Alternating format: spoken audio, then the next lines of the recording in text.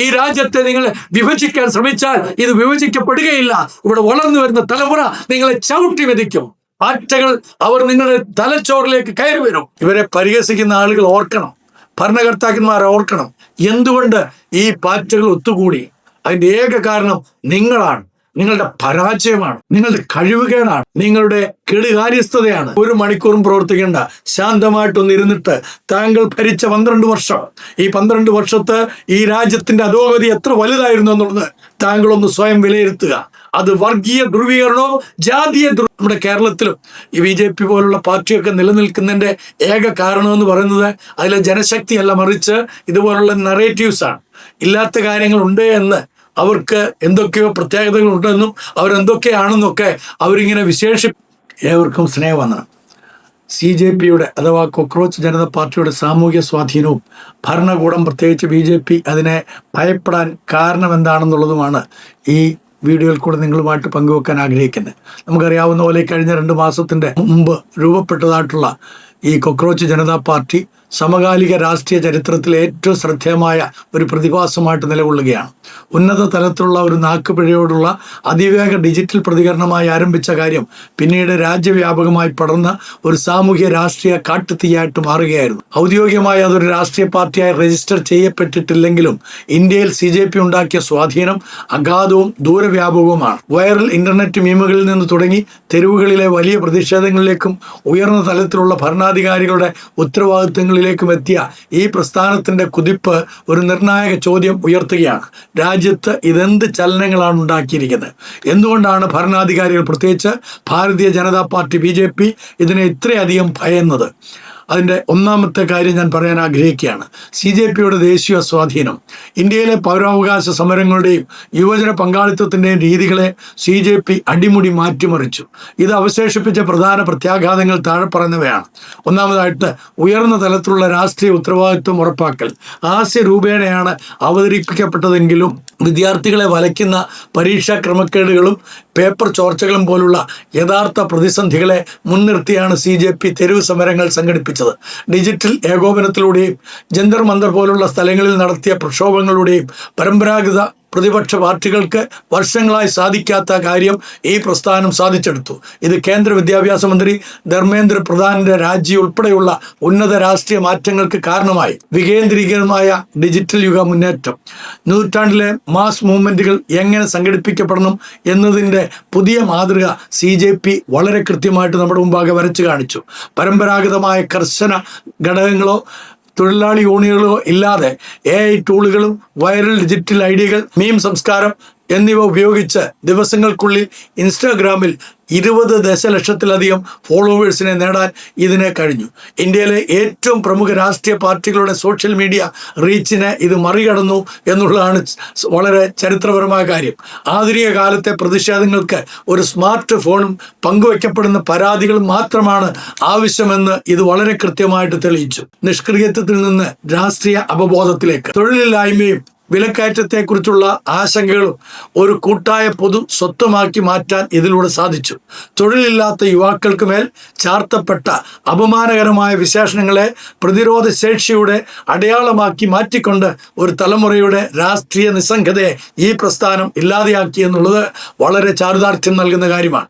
ഇതിൻ്റെ രണ്ടാമത്തെ ഭാഗത്തിലേക്ക് വരികയാണ്. ഭരണത്തിലിരിക്കുന്ന BJPയും രാഷ്ട്രീയ സംവിധാനവും എന്തുകൊണ്ടാണ് ഇതിനെ ഭയപ്പെട്ടതെന്നും ഔദ്യോഗിക സോഷ്യൽ മീഡിയ അക്കൗണ്ടുകൾ മരവിപ്പിക്കുന്നത് ഉൾപ്പെടെയുള്ള കടുത്ത പ്രതിരോധ നടപടിയിലേക്ക് നീങ്ങിയതെന്നും മനസ്സിലാക്കാൻ പരമ്പരാഗത അധികാര ഘടനകൾക്ക് ഈ പ്രസ്ഥാനം ഉയർത്തിയ ഭീഷണികൾ എന്തൊക്കെയാണെന്ന് പരിശോധിക്കേണ്ടതായിട്ടുണ്ട്. ഒന്ന്, ഹാസ്യ രൂപത്തിലുള്ള പ്രതിരോധം. ഭരണകൂട തന്ത്രങ്ങളെ വളരെയധികം പരാജയപ്പെടുത്തുവാൻ ഇടയായിത്തീർന്നു. ആധികാരിക ഭരണകൂടങ്ങൾ എപ്പോഴും ആഖ്യാനങ്ങളെ അഥവാ നറേറ്റീവ്സിനെ നിയന്ത്രിച്ചുകൊണ്ടാണ് നിലനിൽക്കുന്നത്. നമുക്കറിയാം, ഈ മോഡിജിയുടെ ആ ഗ്ലിംസൊക്കെ ലോകത്തിന് മുമ്പിൽ വരച്ച് കാണിക്കുന്നത് അദ്ദേഹത്തിന് വേണ്ടിയിട്ട് PR വർക്ക് ചെയ്യുന്ന ഒരുപാട് ആളുകൾ ഉള്ളതുകൊണ്ടാണ്. നമ്മുടെ കേരളത്തിലും ഈ BJP പോലുള്ള പാർട്ടിയൊക്കെ നിലനിൽക്കുന്നതിൻ്റെ ഏക കാരണമെന്ന് പറയുന്നത് അതിലെ ജനശക്തിയല്ല, മറിച്ച് ഇതുപോലുള്ള നറേറ്റീവ്സാണ്. ഇല്ലാത്ത കാര്യങ്ങളുണ്ട് എന്ന്, അവർക്ക് എന്തൊക്കെയോ പ്രത്യേകതകൾ ഉണ്ടെന്നും അവരെന്തൊക്കെയാണെന്നൊക്കെ അവരിങ്ങനെ വിശേഷിപ്പിച്ചുകൊണ്ട് ഒരുപാട് കാര്യങ്ങൾ നറേറ്റ് ചെയ്തുകൊണ്ടിരിക്കും. അതുപോലെ തന്നെ ഗോധി മീഡിയകൾ, ആ മീഡിയകളൊക്കെ തങ്ങളുടെ വരുതിയിലാക്കിക്കൊണ്ട് ആ മീഡിയകളിലൂടെ ജനഹൃദയങ്ങളിലേക്ക് ഇല്ലാത്ത ഒരുപാട് നുണകളെ പടച്ച് അത് പരമാർത്ഥമായ സത്യങ്ങളാണെന്നുള്ള രീതിയിൽ അവതരിപ്പിക്കാനുള്ള പ്രത്യേക കഴിവുകൾ ഈ ഒരു പ്രസ്ഥാനത്തിന് അല്ലെങ്കിൽ BJP എന്ന് പറയുന്ന ആ രാഷ്ട്രീയ പാർട്ടിക്കുണ്ട് എന്നുള്ളത് കഴിഞ്ഞ നാളുകളിൽ നമ്മൾ കണ്ടതാണ്. അങ്ങനെയുള്ളപ്പോൾ പരമ്പരാഗത രാഷ്ട്രീയ എതിരാളികളെ പ്രത്യയശാസ്ത്രപരമായ ആക്രമണങ്ങളുടെയോ മാധ്യമങ്ങളുടെയോ നേരിടാൻ അവർക്ക് പ്രത്യേകമായിട്ടുള്ള കഴിവുണ്ടെന്ന് അവർ തെളിയിച്ചുകൊണ്ടിരുന്നു. എന്നാൽ ആക്ഷേപഹാസ്യം പ്രതിരോധിക്കാൻ കഴിയാത്ത ഒന്നാണ് സെക്കുലർ, സോഷ്യലിസ്റ്റ്, ഡെമോക്രാറ്റിക്, അതോടൊപ്പം തന്നെ മടിയന്മാർ എന്ന് സ്വയം വിശേഷിപ്പിക്കുന്ന ഒരു പ്രസ്ഥാനത്തെ എങ്ങനെയാണ് നേരിടേണ്ടതെന്ന് അറിയാതെ ഭയപ്പെട്ടു പോയ ഗോദി മീഡിയകളും അവരുടെ നെറേറ്റീവ്സ്. മനസ്സിലായോ? അപ്പോൾ അതുവരെ അവരായിരുന്നു ചാമ്പ്യന്മാരായിട്ട് നിന്നെങ്കിൽ ഈ കോക്രോച്ച് പാർട്ടി വന്നപ്പോൾ അവരിതിനെ ഹാസ്യരൂപത്തിൽ തന്നെ ഈ ഗോദി മീഡിയകൾ പുറത്തേക്ക് വിടുന്നേരെ എടുത്തിട്ട് അതിനെ ഇട്ട് അലക്കുക, നമ്മുടെ നാടൻ ഭാഷയിൽ പറഞ്ഞാൽ അത് വള്ളിക്കെട്ടാക്കി വിടുക. ഇങ്ങനെയുള്ള ഒരവസ്ഥയായിരുന്നു ഇവർക്കുണ്ടായത്. അപ്പോൾ അതിനെ പ്രതിരോധിക്കാൻ ഇവർക്ക് ആർക്കും കഴിഞ്ഞില്ല. കാരണം ഇതിനൊക്കെ ഉപയോഗിച്ചുകൊണ്ടിരുന്ന തലകൾ അതിനകത്തൊക്കെ ചാണകമായതുകൊണ്ട് ക്രിയാത്മകമായിട്ട് പ്രവർത്തിക്കാൻ കഴിയാതെ പോയി എന്നുള്ളതാണ് ഒറ്റ വാക്കിൽ ചില ആളുകൾ ഇതിനെക്കുറിച്ച് വിലയിരുത്തുന്നത്. ഇതെൻ്റെ വാക്കുകൾ മാത്രമൊന്നുമല്ല, ഞാൻ പല ആളുകളുടെ വാക്കുകളൊക്കെ കടമെടുത്താണ് പറയുന്നത്. അപ്പോൾ ഗൗരവമേറിയ വ്യവസ്ഥാപരമായ പോരായ്മകൾ തുറന്നു കാട്ടിക്കൊണ്ട് സ്വയം പരിഹസിക്കുന്ന ഒരു രാഷ്ട്രീയ കൂട്ടായ്മയെ ആക്രമിക്കുക എന്ന് പറയുന്നത് അത്ര എളുപ്പമുള്ള കാര്യമല്ല. അവർ പരിശ്രമിച്ചു, അത് സാധിക്കാതെ വന്നപ്പോഴാണത് അക്കൗണ്ടൊക്കെ പൂട്ടിയത്. എന്നിട്ടും നടന്നില്ല. അതാണ് രസം. നിങ്ങൾക്ക് നമ്മളൊരു കാര്യം എപ്പോഴും ഓർക്കണ്ടേ, സത്യത്തിന് ഒരിക്കലും ആരെയും ഭയപ്പെടേണ്ട ആവശ്യമില്ല. സത്യത്തിന് ആരെയും ഭയപ്പെടേണ്ട ആവശ്യമില്ല. അതുകൊണ്ടല്ലേ നമ്മളൊക്കെ സത്യം വിളിച്ചു പറയുന്നത്, നമുക്ക് ഭയമില്ലാത്തതുകൊണ്ടല്ലേ. അപ്പം ഈ നുണ പറയുന്ന ആളുകൾ ഭയപ്പെടും. അപ്പോൾ അവരെന്ത് ചെയ്യും? തങ്ങളുടെ നുണ കൊണ്ട് സത്യത്തെ മറയ്ക്കാൻ കഴിയില്ലെന്ന് കാണുമ്പോൾ ആ സത്യത്തെ ഇല്ലായ്മ ചെയ്യാൻ ശ്രമിക്കും. അതായിരുന്നു ആ മീഡിയകളെയൊക്കെ ഒഴിവാക്കിക്കൊണ്ട് അവർ പരിശ്രമിച്ച് അതിലും ചീറ്റിപ്പോയി. 100% ചീറ്റി. നിയന്ത്രിത മാധ്യമ ലോകത്തെ അവർ മറികടക്കാനായിട്ട് സാധിച്ചു. വർഷങ്ങളായി മുഖ്യധാരാ മാധ്യമങ്ങളുടെയും ഡിജിറ്റൽ ക്യാമ്പയിനുകളുടെയും രാഷ്ട്രീയ ആഖ്യാനങ്ങളുടെ നിയന്ത്രണം ഭരണാധികാരികൾ കൈപ്പിടിയിൽ ഒതുക്കിക്കൊണ്ടിരിക്കുകയായിരുന്നു. ഞാൻ ആ കാര്യങ്ങൾ വളരെ കൃത്യമായിട്ട് പറഞ്ഞല്ലോ, ഗോദി മീഡിയ മുതൽ. എന്നാൽ CJP ഈ മാധ്യമങ്ങളെ പൂർണ്ണമായിട്ടും ഒഴിവാക്കി. നമ്മളത് കണ്ടാണ്. ജന്തർ മന്ദിറിൽ ഈ പറഞ്ഞായിട്ടുള്ള ഗോദി മീഡിയ വന്നു കഴിഞ്ഞപ്പോൾ അവരെ ഗോ ബാക്ക് വിളിക്കുക മാത്രമല്ല, അവരെ അവിടുന്ന് ഈ പാർട്ടികളെല്ലാം കൂടെ പറത്തിക്കളഞ്ഞു. അവർക്ക് അവിടെ നിൽക്കാൻ കഴിഞ്ഞില്ല. നാണം കെട്ടുപോയി. ഏതൊക്കെ മീഡിയകളാണെന്നുള്ളത് നിങ്ങൾക്ക് നോക്കിയാൽ അറിയാം. Just know the nation wanted know എന്ന് പറയുന്ന വ്യക്തി പോലും നാണിച്ച് തല താഴ്ത്തേണ്ടി വന്ന ഒരു രംഗമാണ് ഇവിടെ കണ്ടത്. വൈറൽ ഷെയറിംഗ് സാങ്കേതിക വിദ്യയിലൂടെ വികേന്ദ്രീകൃത ആശയവിനിമയങ്ങളുടെയും മുഖ്യധാരാ മാധ്യമങ്ങളുടെ അനുമതിയില്ലാതെ അവർ ലക്ഷക്കണക്കിന് ഏജൻസികളിലേക്ക് എത്തിക്കുവാൻ തക്കോണം അവർക്ക് സാധിച്ചു. യുവജന തൊഴിലില്ലായ്മ എന്ന കൈപ്പേറിയ സത്യം തുറന്നു കാട്ടലാണ് അവർ അതിലൂടെ ചെയ്തത്. ഇവരെ പരിഹസിക്കുന്ന ആളുകൾ ഓർക്കണം, ഭരണകർത്താക്കന്മാർ ഓർക്കണം, എന്തുകൊണ്ട് ഈ പാർട്ടികൾ ഒത്തുകൂടി. അതിൻ്റെ ഏക കാരണം നിങ്ങളാണ്. നിങ്ങളുടെ പരാജയമാണ്, നിങ്ങളുടെ കഴിവുകേടാണ്, നിങ്ങളുടെ കെടുകാര്യസ്ഥതയാണ്. നിങ്ങൾക്ക് ഈ രാഷ്ട്രത്തെ ശരിയായ ദിശയിൽ നയിക്കാൻ കഴിയുകയില്ലെന്നുള്ള അവരുടെ ഉത്തമ ബോധ്യമാണ്. ആ ബോധ്യത്തിന്റെ അടിസ്ഥാനത്തിലാണ് അവർ ഒന്നിച്ചു കൂടിയത്. നാണമില്ലേ നിങ്ങൾക്ക് ഇപ്പോഴും അള്ളിപ്പിടിച്ചിരിക്കാൻ എന്നവർ ചോദിക്കുന്നത് അതുകൊണ്ട് തന്നെയാണ്. കാരണം നിങ്ങളുടെ കഴിവുകേടുകളെ ഈ ലോകത്തിലുള്ള സകല രാഷ്ട്രങ്ങളും മനസ്സിലാക്കി കഴിഞ്ഞു മോഡിജി. നിങ്ങൾക്ക് കഴിയുകയില്ല, ഈ രാജ്യത്തെ മുന്നോട്ട് നയിക്കാൻ നിങ്ങൾക്ക് ആവുകയില്ല എന്നുള്ളത് വളരെ കൃത്യമായിട്ട് നിങ്ങൾ തെളിയിച്ചു എന്നാണ് ഈ ചെറുപ്പക്കാർ പറയുന്നത്. അപ്പൊ ഇന്ത്യൻ സാമ്പത്തിക വളർച്ചയെക്കുറിച്ചുള്ള അവകാശവാദങ്ങൾക്ക് മുന്നിലുള്ള പ്രധാന തിരിച്ചടിയായിരുന്നു ഈ യുവാക്കൾക്കിടയിലെ തൊഴിലില്ലായ്മ. അവരെ മടിയന്മാരെന്നും തൊഴിലില്ലാത്തവരെന്നും ഒക്കെയാണല്ലോ പറഞ്ഞത്. അവരുടെ ശബ്ദമാണ് കോക്രോച്ചുകൾ, അവരാണ് കോക്രോച്ചുകൾ എന്നൊക്കെയാണല്ലോ പറഞ്ഞത്.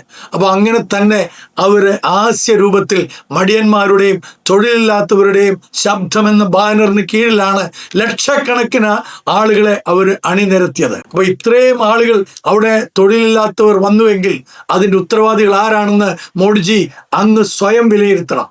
സാധ്യമാണെങ്കിൽ ഒരു ദിവസം അങ്ങ് ലീവ് എടുത്ത് അങ്ങ് 18 മണിക്കൂറൊക്കെ പ്രവർത്തിക്കുന്ന ആളാണെന്നൊക്കെ പറയുന്നല്ലോ. അങ്ങ് 1 മണിക്കൂറും പ്രവർത്തിക്കേണ്ട. ശാന്തമായിട്ടൊന്ന് ഇരുന്നിട്ട് താങ്കൾ ഭരിച്ച 12 വർഷം, ഈ 12 വർഷത്ത് ഈ രാജ്യത്തിന്റെ അധോഗതി എത്ര വലുതായിരുന്നു എന്നുള്ളത് താങ്കളൊന്ന് സ്വയം വിലയിരുത്തുക. നറേറ്റീവ്സ് കൊണ്ട് അങ്ങ് പടുത്തുയർത്തിയ ഇതെല്ലാം ചില്ല് കൊട്ടാരങ്ങൾ മാത്രമായിരുന്നു. ഈ കോക്രോച്ചുകളൊന്ന് അടുത്തപ്പോഴത്തേക്ക് ആ ചില്ല് കൊട്ടാരം തകർന്നു, അത് വീണ് പോയിരിക്കുന്നു. നിങ്ങൾക്കിനി മുന്നോട്ട് പോകാൻ കഴിയുകയില്ല. അവർ നിങ്ങളെ ചെക്ക് ചെയ്തിരിക്കുകയാണ്, അവർ നിങ്ങളെ ബ്ലോക്ക് ചെയ്തിരിക്കുകയാണ് എന്നുള്ള സത്യം നിങ്ങൾ തിരിച്ചറിഞ്ഞുകൊണ്ട് ശാന്തമായിരുന്ന് വിശകലനം ചെയ്യുക. നിങ്ങൾ ഓരോരുത്തരും, ഓരോ മന്ത്രി പുങ്കന്മാരും സ്വയം വിലയിരുത്തുക. നിങ്ങളെ ഏൽപ്പിച്ച ദൗത്യത്തിൽ നിങ്ങൾ പരാജിതരായിരുന്നു എന്നതിന് എന്താണ് സംശയം? നിങ്ങളൊന്ന് സ്വയം വിലയിരുത്തൽ നടത്തുമ്പോൾ നിങ്ങൾക്ക് മനസ്സിലാകാൻ സാധിക്കും. അപ്പോൾ വൈകാരികമായ വർഗീയ ചർച്ചകളിൽ നിന്നും ശ്രദ്ധ തിരിച്ച് യഥാർത്ഥ സാമ്പത്തിക പ്രതിസന്ധികളെ തുറന്നു കാട്ടാൻ CJPക്കായി എന്നുള്ളതാണ്. അതാണ് എന്നെ കൂടുതലായിട്ട് ആകർഷിച്ച ഒരു കാര്യം. നിങ്ങൾ ഇവിടെ പടച്ചു വെച്ചതായിട്ടുള്ള ധ്രുവീകരണം ഉണ്ടല്ലോ, ധ്രുവീകരണം, ജാതി ധ്രുവീകരണം, അത് വളരെ ശക്തമായി നമ്മുടെ രാജ്യത്ത് പ്രതിഫലിച്ചിരിക്കുകയാണ്. നിങ്ങളുടെ ഭരണത്തിൽ കൂടെ നിങ്ങൾ കൈക്കൊണ്ടതായിട്ടുള്ള നടപടികളിലൂടെ ഈ രാജ്യത്ത് സംഭവിച്ച ഏറ്റവും വലിയ ദുരന്തം അത് വർഗീയ ധ്രുവീകരണവും ജാതീയ ധ്രുവീകരണമാണ്. നാണമില്ലേ നിങ്ങൾക്ക്? ജാതിയുടെയും മതത്തിന്റെയും പേരിൽ വോട്ട് നേടിയിട്ട് ജാതികളെയും അതുപോലെ തന്നെ ഈ മതത്തെയൊക്കെ നിങ്ങളുടെ കൈപ്പിടിയിൽ ആക്കിക്കൊണ്ട് മറ്റുള്ളവരെ നിങ്ങൾക്ക് പാർശ്വവൽക്കരിക്കാൻ, നിങ്ങൾക്ക് വോട്ട് ചെയ്ത ആളുകളെ തന്നെ നിങ്ങൾ ചതിക്കുകയല്ലേ ചെയ്തുകൊണ്ടിരിക്കുന്നത്. അപ്പൊ ഇത് ഭരണകൂടം ചർച്ച ചെയ്യാൻ ആഗ്രഹിക്കാത്തൊരു മേഖലയായിരുന്നു. എന്നാൽ CJP അത് വളരെ കൃത്യമായിട്ട്, ആ ചെറുപ്പക്കാർ വളരെ കൃത്യമായി തന്നെ നമ്മുടെ സമൂഹത്തിൽ ഈ കാര്യങ്ങളെ ചർച്ചയ്ക്കെടുത്തു. അവിടെ ജാതിയില്ലവർക്ക്, മതവ്യത്യാസമില്ല, അവർക്ക് ഭാഷ വ്യത്യാസമില്ല. അവർ ഇന്ത്യ എൻ്റെ രാജ്യമാണ്, എല്ലാ ഇന്ത്യക്കാരും എൻ്റെ സഹോദരി സഹോദരന്മാർ എന്നുള്ള ഒരൊറ്റ കൺസെപ്റ്റോടുകൂടെ അവർ നിന്നു. ഇതിൽ നിന്ന് മോഡിജി, താങ്കളും താങ്കളുടെ ഭരണകൂടവും പഠിക്കേണ്ട വലിയൊരു പാഠമുണ്ട്. ഈ രാജ്യത്തെ നിങ്ങൾ വിഭജിക്കാൻ ശ്രമിച്ചാൽ ഇത് വിഭജിക്കപ്പെടുകയില്ല. ഇവിടെ വളർന്നു വരുന്ന തലമുറ നിങ്ങളെ ചവിട്ടി മെതിക്കും. പാറ്റകൾ അവർ നിങ്ങളുടെ തലച്ചോറിലേക്ക് കയറി വരും. അവർ നിങ്ങളുടെ എല്ലാ യന്ത്ര സാമഗ്രികളെയും വലിച്ച് താഴെയിടും. നിങ്ങളുടെ സകല ആധിപത്യത്തെയും അവർ ഇല്ലാതെയാക്കും. കാരണം അവർക്ക് അതിനുള്ള ശക്തിയുണ്ട്, അവർക്ക് ഒരുമയുണ്ട്. നിങ്ങൾക്കതില്ല. നിങ്ങൾ ഇവിടെ ജാതിയുടെയും മതത്തിന്റെയും പേരിൽ ജനത്തെ വേർതിരിക്കുകയാണ്. നിങ്ങളുടെ വേർതിരിവുകൾ, വർഗീയതകൾ, ധ്രുവീകരണങ്ങൾ കൊണ്ടുവന്നുകൊണ്ടിരിക്കുകയാണ്. അത് വലിയ ആപത്താണ്. ഈ രാജ്യത്തെ തന്നെ ഭിന്നിപ്പിക്കുന്ന രീതിയിലാണ് നിങ്ങൾ ഭരിച്ചുകൊണ്ടിരിക്കുന്നത്. അതുകൊണ്ടല്ലേ ഈ പാവപ്പെട്ട ഗോത്ര മേഖലയിലുള്ള എത്രയോ പാവങ്ങൾ, നിരപരാധികൾ ഇപ്പോഴും ജയിലിൽ കിടക്കുന്നുണ്ട്. നിങ്ങൾക്ക് താല്പര്യമാണെങ്കിൽ അതെന്തിനു വേണ്ടിയിട്ടാണ് അവരെ ജയിലിലിട്ടിരിക്കുന്നതെന്നൊന്ന് പോയി അന്വേഷിക്കാമോ? അല്ലെങ്കിൽ അവരുടെ FIRകളൊന്നും എടുക്കാമോ? ഒരു കാരണവുമില്ല. അവർ സത്യദൈവത്തിലേക്ക് തിരിഞ്ഞു, ക്രിസ്ത്യ വിശ്വാസം സ്വീകരിച്ചു എന്ന കാരണത്താൽ നൂറുകണക്കിന്, ആയിരക്കണക്കിന് പാവപ്പെട്ട ഗോത്രവർഗക്കാരെ നിങ്ങൾ ജയിലിലിട്ടിരിക്കുകയാണ്. എന്നിട്ട് നിങ്ങൾ ഈ ഭരണത്തിന്റെ മേന്മ പറയുന്നില്ലേ, നറേറ്റീവ്സ് ഉണ്ടാക്കുന്നു. നാണമില്ലേ എന്ന് ഈ ചെറുപ്പക്കാർ നിങ്ങളോട് ഒന്നടങ്കം ചോദിക്കുകയാണ്.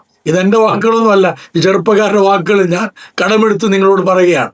അപ്പൊ അതേപോലെ തന്നെ നിങ്ങളുടെ ഈ തട്ടിക്കൊണ്ടുപോകലും കൂട്ടിക്കൊണ്ടുപോകലൊക്കെ ഉണ്ടല്ലോ, രാഷ്ട്രീയ ഇടപെടലുകൾ, ഇത് കൊടുത്തിട്ട് ഇങ്ങനെ കുതിരക്കച്ചവടം നടത്തുന്നത്, ഇതിനൊക്കെ എതിരെയാണ് ഈ ചെറുപ്പക്കാര്. ഇതിനൊക്കെ എതിരാണ്. നിങ്ങൾ കാണിക്കുന്നതിന് കൊള്ളരുതായ്മയ്ക്ക് മുഴുവനും എതിരാണ് ചെറുപ്പക്കാർ. രാഷ്ട്രീയ നേതൃത്വത്തെ ഏറ്റവും കൂടുതൽ ഭയപ്പെടുത്തിയത് CJPയുടെ സ്വതന്ത്ര സ്വഭാവമായിരുന്നു. പരമ്പരാഗത രാഷ്ട്രീയക്കാരെയോ നിലവിലുള്ള പ്രതിപക്ഷ സഖ്യങ്ങളെയോ കൂസാതെ തന്നെ തികച്ചും പ്രവചനാതീതമായി ഈ പ്രസ്ഥാനം നിലകൊണ്ടു. നേതാക്കളില്ലാത്ത ഡിജിറ്റൽ രീതിയിൽ പ്രവർത്തിക്കുന്ന ഈ കൂട്ടായ്മയുമായി കച്ചവട രാഷ്ട്രീയത്തിന് വഴങ്ങാൻ ഭരണകൂടത്തിന് സാധിച്ചില്ല. നിങ്ങള് ഒരുപാട് ശ്രമിച്ചു അവരെ എങ്ങനെയെങ്കിലും ഒക്കെ പാട്ടിലാക്കാൻ, ഇല്ലേ? ശ്രമിച്ചില്ലേ? കാശ് കൊടുക്കാനും കുതിരക്കച്ചവടം നടത്താനും ഒക്കെ ശ്രമിച്ചു. പക്ഷെ ഒന്നും നടന്നില്ല. കാരണം അവർക്ക് വ്യക്തമായ ഒരു രാഷ്ട്രീയമുണ്ട്. എന്താ രാഷ്ട്രീയം? ഈ രാഷ്ട്രത്തിന്റെ വളർച്ച, ഈ രാഷ്ട്രത്തിന്റെ പുരോഗതി, ഈ രാഷ്ട്രത്തിലെ യുവജനങ്ങളുടെ നിലനിൽപ്പ്, ഭാവി, അതിനെക്കുറിച്ച് അവർ വളരെ ആശങ്കാകുലരാണ്. നിങ്ങൾക്കില്ലാത്തതും അവർക്കുള്ളതും അതാണ്. ഈ രാഷ്ട്രത്തെക്കുറിച്ചുള്ള കൺസേൺ അത് അവർക്കുണ്ട്, നിങ്ങൾക്കില്ല. മോഡിജി, ഈ രാജ്യത്തെക്കുറിച്ച് നിങ്ങൾക്ക് കാഴ്ചപ്പാടുകളില്ല. നിങ്ങൾ ലോകരാജ്യങ്ങൾ ചുറ്റിക്കറങ്ങുകയല്ലാതെ ഈ രാജ്യത്തിന്റെ പുരോഗതിക്ക് വേണ്ടി നിങ്ങൾ ചെയ്യുന്ന ഒരു 10 കാര്യങ്ങൾ അക്കമിട്ടെന്ന് പറയാമോ? ഞങ്ങൾ ആ 10 കാര്യങ്ങളെ വളരെ കൃത്യമായി തന്നെ ഖണ്ഡിച്ചുകൊണ്ട് നിങ്ങളോട് സംസാരിക്കാൻ ഞങ്ങൾക്ക് വകുപ്പുകളുണ്ട്, അതിനുള്ള കാരണങ്ങളുണ്ട്. ഈ രാജ്യത്തെ നിങ്ങൾ ഭിന്നിപ്പിച്ചു, ഈ രാജ്യത്തെ നിങ്ങൾ ചേറ്റുകൊട്ടയിലേക്ക് ഇട്ടിരിക്കുകയാണ്. അതിൽ നിന്ന് ഒരു വിമോചനം ഈ ചെറുപ്പക്കാര് കണ്ടെത്തുകയാണ്. അപ്പം ഈ ആയുധമാക്കിയ ഹാസ്യത്തിന് ചെറുപ്പക്കാരുടെ ആയുധം എന്ന് പറയുന്നത്, നിങ്ങളുടെ ആയുധം തോക്കും വെടിയുണ്ടകളും ഒക്കെ ആണെങ്കിൽ ഈ ചെറുപ്പക്കാരുടെ ആയുധം ഹാസ്യമായിരുന്നു. ആ ഹാസ്യത്തിന് മുന്നിൽ വൻകിട രാഷ്ട്രീയ സംവിധാനങ്ങൾ പോലും എത്രമാത്രം ദുർബലമാണെന്ന് ഈ കോക്രോച്ച് ജനതാ പാർട്ടി കൃത്യമായിട്ട് തെളിയിച്ചില്ലേ? പാതിരാത്രി 12 മണിക്ക് അങ്കിൾ മോഡിജി സെൽഫി എടുക്കാനായിട്ട് വന്നിട്ടും ആ സെൽഫി ഒന്നും ഏശിയില്ലല്ലോ. കാരണം നിങ്ങൾ ചെയ്യുന്നതൊക്കെയും വെറും കാപഠ്യമാണെന്ന് ഈ രാജ്യത്തിലെ ജനതകൾക്കറിയാം. സർക്കാരുകൾ ആഖ്യാനങ്ങളെ നിയന്ത്രിക്കാൻ ശ്രമിക്കുമ്പോൾ ആക്ഷേപഹാസ്യവും ഡിജിറ്റൽ ശേഷിയും കയ്യിലുള്ള ഒരു തലമുറയ്ക്ക് ഭരണകൂടത്തിന്റെ കവചം തകർക്കാൻ കഴിയുമെന്ന് ഇത് വളരെ കൃത്യമായിട്ട് കാണിച്ചത്. CJP എന്ന പ്രസ്ഥാനം ഭാവിയിലും നിലനിൽക്കട്ടെ, അല്ലെങ്കിൽ മറ്റ് പൗരസമൂഹ രൂപങ്ങളിലേക്ക് മാറട്ടെ, അതിൻ്റെ പാരമ്പര്യം വളരെ വ്യക്തമാണ്. എത്രയൊക്കെ അടിച്ചമർത്താൻ ശ്രമിച്ചാലും ഈ പാറ്റകൾ ഇരുട്ടിൽ നിന്നും വെളിച്ചത്തിലേക്ക് വഴി കണ്ടെത്തുക തന്നെ ചെയ്യും. മറക്കണ്ട, ഈ പാറ്റകളെ നിങ്ങൾ ഇല്ലായ്മ ചെയ്യാൻ ഏതെല്ലാം വഴികൾ ഇനിയും ആരാഞ്ഞാലും ആ വഴികളിൽ അപ്പുറമായിട്ട് അവർ ചില വഴികൾ ക്രിയേറ്റ് ചെയ്യും. ആ വഴികളിൽ നിങ്ങൾ തളയ്ക്കപ്പെടും. നിങ്ങൾ ഓരോ വിക്കറ്റുകളും വീണുകൊണ്ടിരിക്കും. അതുകൊണ്ട് ഈ കുട്ടികളെ ദ്രോഹിക്കാൻ നിൽക്കാതെ, ഈ രാജ്യത്തോട് നിങ്ങൾക്ക് കൂറും കടപ്പാടുമുണ്ടെങ്കിൽ നിങ്ങൾ ചെയ്യേണ്ടത് നിങ്ങളുടെ പരാജയം പരിപൂർണമായി സമ്മതിച്ചുകൊണ്ട് പുതിയ ഒരു നിലവാരത്തിലേക്ക് ഈ കുട്ടികൾ മുന്നോട്ട് വരാൻ തക്കവണ്ണം അവരെ ഉദ്യമിപ്പിക്കുകയാണ് വേണ്ടുന്നത്, അവർക്ക് വഴി മാറിക്കൊടുക്കുകയാണ് വേണ്ടുന്നത് എന്നോർപ്പിച്ചുകൊണ്ട് നിർത്തുന്നു. നന്ദി, നമസ്കാരം.